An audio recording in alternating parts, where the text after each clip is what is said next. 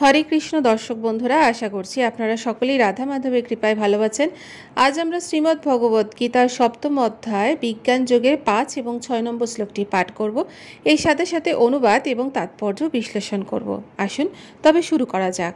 অপরেয়ম তস্তন্যম প্রকৃতিম বিদ্ধি মে পরম জীবভূতম মহাবায়ো ইয়েদম ধার্যতে জগৎ। অনুবাদ: হে মহাবীর, এই নিকৃষ্ট প্রকৃতি ছাড়া আমার আর একটি উৎকৃষ্ট প্রকৃতি রয়েছে। সেই প্রকৃতির চৈতন্য স্বরূপা ও জীবভূতা সেই শক্তি থেকে সমস্ত জীব নিঃসৃত হয়ে এই জড়জগৎকে ধারণ করে আছে।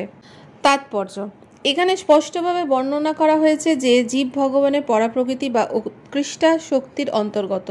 ভগবানের অনুৎকৃষ্ট শক্তি হচ্ছে জড়জগৎ, যা ভূমি, জল, অগ্নি, বায়ু, আকাশ, মন, বুদ্ধি ও অহংকার নামক উপাদানগুলির দ্বারা প্রকাশিত হয়েছে।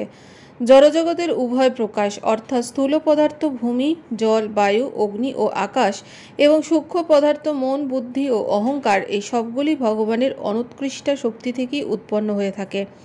এই অনুৎকৃষ্ট শক্তিকে কাজে লাগিয়ে তার অভীষ্ট সিদ্ধির চেষ্টা করেছে যে জীব, সে হচ্ছে ভগবানের উৎকৃষ্ট শক্তি এবং এই শক্তির প্রভাবেই সমস্ত জড়জগৎ সক্রিয় হয়ে আছে। ভগবানের উৎকৃষ্ট শক্তি জীবের দ্বারা সক্রিয় না হলে জড়প্রকাশে স্বয়ং সক্রিয় হওয়ার কোনো ক্ষমতাই নেই। শক্তি সবসময় শক্তিমানের দ্বারা নিয়ন্ত্রিত হয়, তাই জীব সর্বদাই ভগবানের দ্বারা নিয়ন্ত্রিত হচ্ছে। তাদের স্বাধীন কোনো অস্তিত্ব নেই। নির্বোধ লোকেদের ধারণা অনুযায়ী তারা কখনোই ভগবানের সমান শক্তিশালী নয়।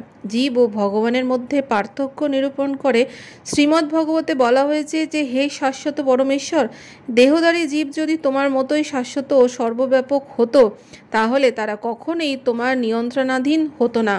কিন্তু তারা যদি তোমার অনন্ত শক্তির অনুসদৃশ অংশ হয় তাহলে তারা সর্বতোভাবে তোমার পরম নিয়ন্ত্রণের অধীন।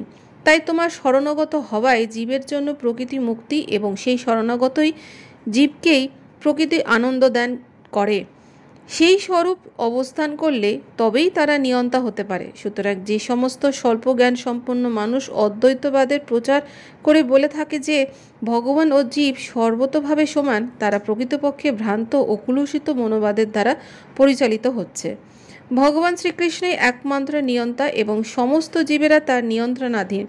এইসব জীবেরা ভগবানের উৎকৃষ্ট শক্তি, কারণ গুণগতভাবে তাদের অস্তিত্ব ভগবানের সঙ্গে এক, কিন্তু ক্ষমতার বিচারে বা পরিমাণগতভাবে তারা কখনোই ভগবানের সমকক্ষ নয়।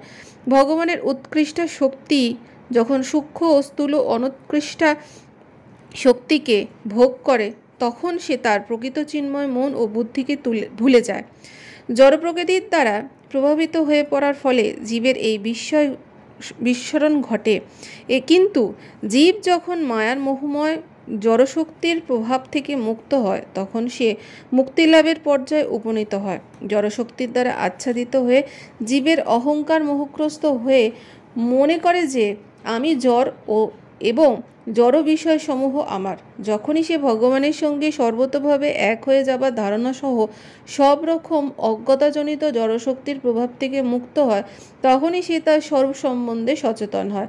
তাই সিদ্ধান্ত হচ্ছে এই যে গীতায় জীবকে শ্রীকৃষ্ণের অনন্ত শক্তির মধ্যে মাত্র একটি শক্তি বলে প্রতিপন্ন করা হয়েছে। এই শক্তি যখন জড়জগৎ কলুষ থেকে মুক্ত হয়ে যায় তখন সে পূর্ণভাবে কৃষ্ণ চেতনা লাভ করে বা মুক্তি লাভ করে। এতেথ্যোনীনি ভূতানি সর্বাণীত্যুপরধরায় অহং কৃৎস্নন্নস্য জগৎ প্রভব প্রলয়স্তথা। অনুবাদ: আমার এই উভয় প্রকৃতির থেকে জড় ও চেতন সব কিছুই উৎপন্ন হয়েছে। অতএব নিশ্চিতভাবে জ্ঞাত হও যে আমি সমস্ত জগতের উৎপত্তি ও প্রলয়ের মূল কারণ। তাৎপর্য: বিশ্ব চরাচর যা কিছুই বর্তমান সে সবই জড় ও চেতন থেকে উৎপন্ন। চেতন হচ্ছে সৃষ্টির আধার এবং জড়বস্তু এই চেতনার দ্বারা সৃষ্ট। এমন নয় যে জড়ের বিবর্তনের প্রক্রিয়ায় কোনো এক পর্যায়ে চেতনায় সৃষ্টি হয়েছে। পক্ষান্তরে এই চিন্ময় শক্তি থেকেই জড়জগতের সৃষ্টি হয়েছে। আমাদের এই জড়দেহটিতে চিৎশক্তি বা আত্মা আছে বলেই এই দেহটির বিকাশ হয়। একটি শিশু ধীরে ধীরে বালকে পরিণত হয় এবং তারপরে সে যুবকে পরিণত হয়, কারণ ভগবানের উৎকৃষ্ট শক্তি আত্মা সেই দেহতে রয়েছে। ঠিক তেমনই এই বিরাট বিশ্বব্রহ্মাণ্ডেরও বিকাশ হয় পরমাত্মা বিষ্ণুর উপস্থিতির ফলে। এই চেতন ও জড় যাদের সমন্বয়ের ফলে এই বিরাট বিশ্বব্রহ্মাণ্ডের প্রকাশ হয়, তারা হচ্ছে মূলত ভগবানেরই দুটি শক্তি। সুতরাং ভগবানই সমস্ত সৃষ্টির মূল কারণ। ভগবানের অনুসদৃশ অংশজীব একটি গগনচুম্বী অট্টালিকা, একটি বৃহৎ কারখানা অথবা একটি বড় শহর গড়ে তুলতে পারে, কিন্তু সে কখনো একটি বিশাল ব্রহ্মাণ্ড গড়ে তুলতে পারে না। এই বিশাল ব্রহ্মাণ্ডের পরম কারণ হচ্ছেন বৃহৎ আত্মা বা পরমাত্মা। আর পরম পুরুষ শ্রীকৃষ্ণ বৃহৎ ও ক্ষুদ্র উভয় আত্মারই কারণ, তাই তিনি সর্বকারণের মূল কারণ। এটি প্রতিপন্ন করে কঠোর উপনিষদে বলা হয়েছে যে নিত্য নিত্যানাম চেতনশ্চ তে চেতনম। তাহলে দর্শক বন্ধুরা, এই ছিল আমাদের শ্রীমদ্ ভগবদ গীতার 7ম অধ্যায় বিজ্ঞান যোগের 5 এবং 6 নম্বর শ্লোকের তাৎপর্য। আগামী পর্বে আপনাদের সাথে আবার দেখা হবে পরবর্তী শ্লোক নিয়ে। আপনারা ভালো থাকুন, সুস্থ থাকুন। রাধে রাধে।